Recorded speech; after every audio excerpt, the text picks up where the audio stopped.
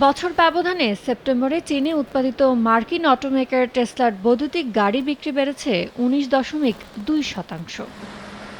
বুধবার China passenger কার association সিপিসিএ জানায়, চীনের উৎপাদিত টেসলার মডেল 3 এবং মডেল ওয়াই বৈদ্যুতিক গাড়ির ডেলিভারি আগের মাসের তুলনায় ১.৯% বেড়েছে। এদিকে চলতি বছরে এখন পর্যন্ত চীনের বাজারে সেপ্টেম্বরের সবচেয়ে ভালো সময় কেটেছে টেসলার। বৃহস্পতিবার এক বিবৃতিতে কোম্পানিটি জানায়, সেপ্টেম্বরে চীনের অভ্যন্তরীণ বাজারে ৭২,০০০-এর বেশি ইভি বিক্রি হয়েছে।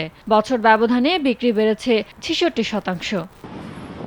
এদিকে গাড়ির স্টিয়ারিংয়ে সমস্যাগত দুর্ঘটনার ঝুঁকি থাকায় উত্তর আমেরিকায় ২ মিলিয়ন গাড়ি বাজার থেকে সরিয়ে নেওয়ার সিদ্ধান্ত নিয়েছে জাপানি প্রতিষ্ঠান হোন্ডা মোটরস। এর মধ্যে ১.৭ মিলিয়ন গাড়ি মার্কিন যুক্তরাষ্ট্রের বাজার থেকে, ২,৪০,০০০ গাড়ি কানাডা থেকে এবং মেক্সিকো থেকে ৫৪,০০০ গাড়ি সরিয়ে নেওয়া হবে। ডিলাররা গাড়িগুলোর স্টিয়ারিং স্প্রিংটি পরিবর্তন করে দিবে বলে জানিয়েছে বার্তা সংস্থা রয়টার্স। বুধবার হোন্ডা মোটরস জানায়, স্টিয়ারিংয়ের এই সমস্যার কারণে ২০২১ সাল থেকে ১০,৩২৮টি ওয়ারেন্টি দাবি এসেছে। ইয়ানুর শিফাত, সময় সংবাদ।